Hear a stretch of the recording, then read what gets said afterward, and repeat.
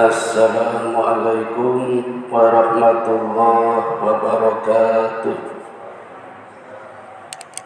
Alhamdulillahilladzi hadana lihada wa ma kunna linahtadiya laula an hadanallah. Asyhadu an la ilaha illallah wahdahu la syarika lah wa asyhadu anna Muhammadan abduhu wa rasuluhu la nabiyya ba'da. Bapak Ibu, saudara-saudara dan adik-adik yang ada di lantai bawah Jamaah Masjid Ar-Rahman Bekelcaten yang dirahmati Allah, sebelumnya saya mau tanya dulu. Tadi ketika sholat Isya rakaat pertama, setelah saya membaca surat Fatihah, membaca surat napa Bapak Ibu? Surat Al-Lahab. Yang jawab cuma 3 orang.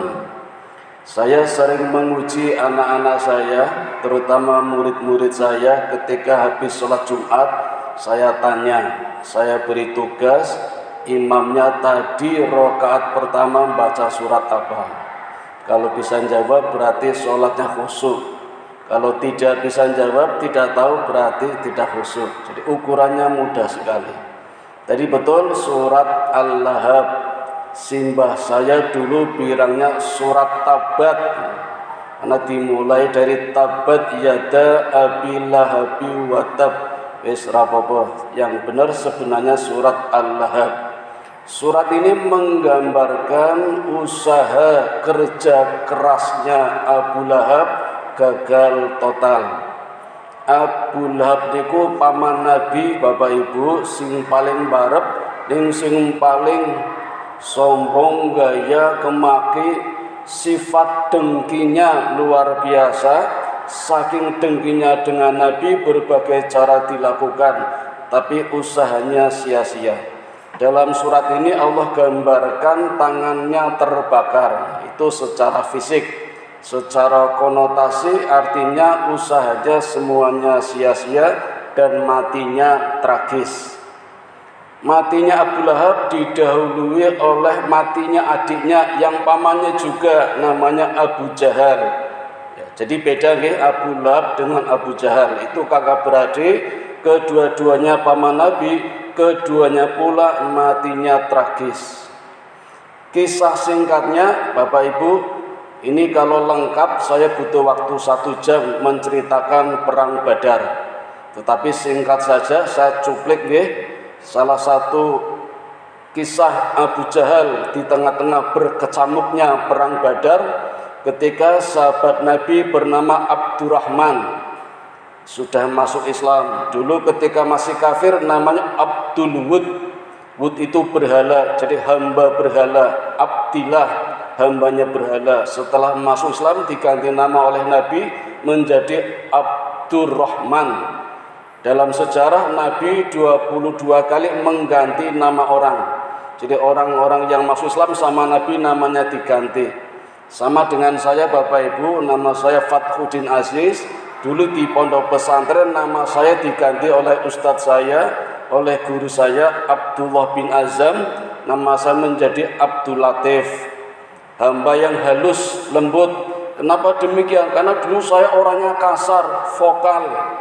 Saya masih ingat di pesantren saya, programnya kalau tiap hari Jumat niku bal-balan. Sepanjang jalan keluar dari pondok pesantren sampai lapangan, itu baris yang mimpin saya. Tiap kali ketemu polisi saya takbir, Allahu Akbar.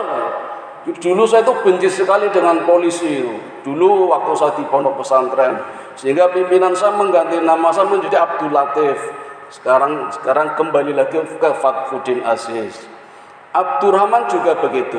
Nah, ketika perang hendak dimulai, Abdurrahman yang dipilih oleh Nabi sebagai pemimpin sedang menghadang pasukan Abu Jahal, tetapi belum kelihatan di medan Badar. Tiba-tiba ada seorang lelaki, seorang pemuda, usianya 19 tahun, kira-kira SMA kelas 3 atau mungkin mahasiswa. Saya lupa, mohon maaf namanya siapa, karena lama saya tidak membaca lagi kisah perang Badar. Ditanya oleh Abdurrahman, wahai pemuda, apa yang akan kamu lakukan? Pemuda ini menjawab, saya menghadang Abu Jahal. Mana Abu Jahal? Abdurrahman tanya, apa kamu sudah kenal? Belum, tapi saya mendengar Abu Jahal dulu orang yang paling menyakiti Nabi. Lalu kenapa? Kata pemuda, saya akan menghabisi Abu Jahal. Kata Abdurrahman, wow keren, pemuda ini 19 tahun akan menghabisi Abu Jahal. Dalam hitungan beberapa detik tiba-tiba muncul pemuda lagi yang berdiri di sebelah kirinya Abdurrahman. Saya juga lupa, mohon maaf namanya. Usianya 16 tahun, jadi hanya selisih 3 tahun. Berarti SMA kelas 1 ini. Yang ternyata adiknya. Tapi ketika adiknya datang, kakaknya tidak tahu karena sedang fokus menghadang kalau nanti Abu Jahal datang. Lalu ditanya Abdurrahman, wahai pemuda, apa yang akan kamu lakukan? Saya akan membunuh Abu Jahal. Kata Abdurrahman, kamu kenal? Belum. Tunjukkan aku ya paman. Begitu aku melihat akan aku bunuh dia. Siapa dia? Saya dengar dia orang yang paling menyakiti Nabi. Begitu Abdurrahman mengatakan kita tunggu Abu Jahal datang, maka tiba-tiba Abu Jahal datang dengan pasukan yang gagah berani, perkasa, lapis 10 Bapak Ibu. Pasukan Abu Jahal itu dilingkari 10 pasukan kayak obat nyamuk itu. Abdurrahman berkesimpulan, itulah Abu Jahal.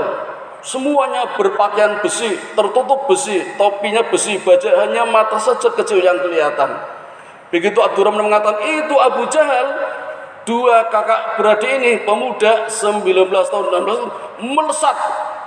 Jadi kalau kita lihat film kungfu kayak Jet Li langsung melesat itu, seperti anak panah lepas dari busurnya. Kedua pemuda ini menyerang habis-habisan, membabi buta. Karena belum punya pengalaman perang, maka adiknya langsung terbunuh dan mati syahid ya. Dulu itu kalau mau mati syahid masuk surga enak sekali itu. Perang mati syahid itu. Kalau sekarang sulit mati syahid. Kalau mati syahid gampang itu. Kakaknya yang 19 masih bertempur melawan Abu Jahal. Sampai akhirnya juga meninggal juga, tapi tidak langsung. Tangan kanannya diputus oleh Abu Jahal. Sempat tinggal beberapa sobekan kulit sehingga tangannya menggelantung. Kemudian dengan selendang yang melilit di badannya diikat sehingga perangnya pakai tangan kiri, masih melawan Abu Jahal itu. Sampai akhirnya tangannya dilepas karena menyulitkan ketika perang melawan Abu Jahal, sehingga perang terus panggung tangan kiri. Akhirnya meninggal juga, jadi dua-duanya mati syahid. Tetapi Bapak Ibu, ada kisah yang menarik. Dua serangan anak pemuda inilah yang sempat melukai pahanya Abu Jahal dan luka parah. Abu Jahal sampai terjatuh.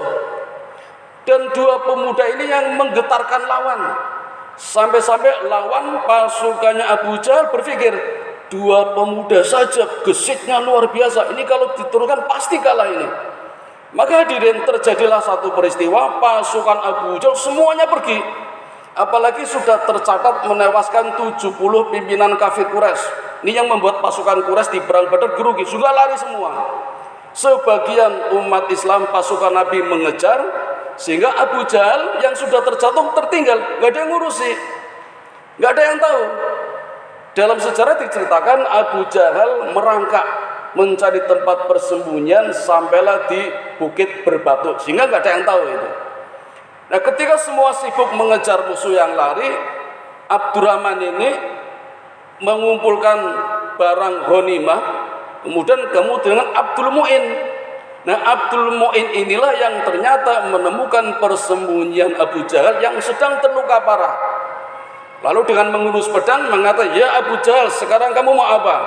Pedang di tangan kananmu, kamu luka parah. Sekali tebas, kamu mati Abu Jahal, orang yang paling menyakiti Nabi. Apa kata Abu Jahal kepada Mu'in? Ya Mu'in, kamu itu bukan derajatnya, kamu jauh di bawah saya, kakimu saja kecil.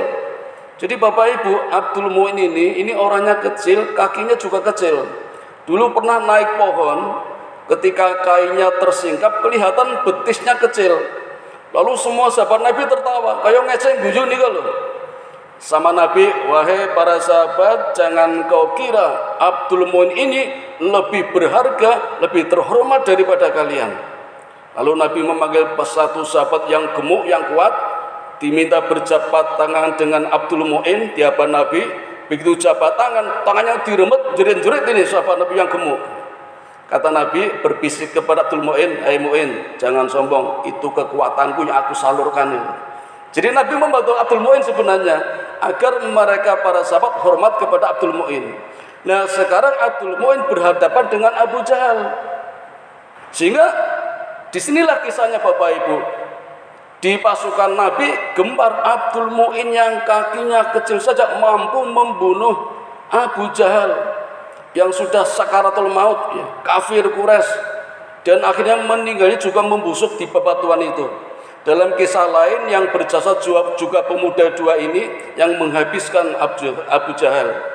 Nah berita meninggalnya Abu Jahal cukup menggemparkan penduduk kafir Quraisy, terutama Abu Lahab. Abu Lahab masih belum percaya, maka pergi ke rumah adiknya Abu Jahal, karena ada istrinya, ingin cari informasi apakah betul Abu Jahal meninggal di peperangan Badar. Ternyata yang menjawab pembantunya, betul, meninggal dunia, mati. Abu Lahab nggak percaya, malah pembantunya ini dipukuli. Nah karena pembantunya punya majikan, istrinya Abu Jahal, nggak terima kalau pembantunya dipukuli. Gantian Abu Lahab yang dipukuli adik iparnya, sampai babak belur itu. Akhirnya Bapak Ibu, kisah yang tragis meninggalnya Abu Lahab di rumahnya sendiri, di kamar, karena penyakitnya Bapak Ibu, karena babak belur dipukuli adik iparnya, sehingga penyakitnya membusuk. Semuanya luka membusuk, baunya bukan main, dan dikabarkan penyakitnya menular. Maka semua masyarakat menjauhinya. Dan di rumah itulah Abu Lahab dari luar dilempari oleh istrinya, dilempari oleh anak-anak, sampai batu-batunya menumpuk menutupi rumahnya sampai meninggal di situ. Inilah Bapak Ibu kisah tragisnya Abu Lahab sekaligus Abu Jahal yang sia-sia usahanya selama ini karena dengkinya kepada Nabi Muhammad sallallahu alaihi wasallam. Nah, kisah ini Bapak Ibu ada di dalam surat Al-Lahab dan penjelasannya ada di dalam hadis-hadis. Kalau kita hanya hafal surat Al-Lahab saja, hanya membaca saja, tentu tidak akan tahu bagaimana riwayat cerita asbabun nuzulnya. Maka Bapak Ibu selain membaca Quran, selain menghafal, lebih baik kalau mengkaji sejarahnya, asbabun nuzulnya, ceritanya gimana. Itulah yang namanya sirah nabawiyah. Demikian Bapak Ibu yang dapat kami sampaikan, mudah-mudahan ada manfaatnya. Amin ya rabbal alamin. Mari kita tutup pengajian malam hari ini dengan bersama-sama membaca doa kifaratul majlis. Subhanakallahumma wa bihamdika asyhadu an la ilaha illa anta astaghfiruka wa atubu ilaik. Assalamualaikum warahmatullahi wabarakatuh.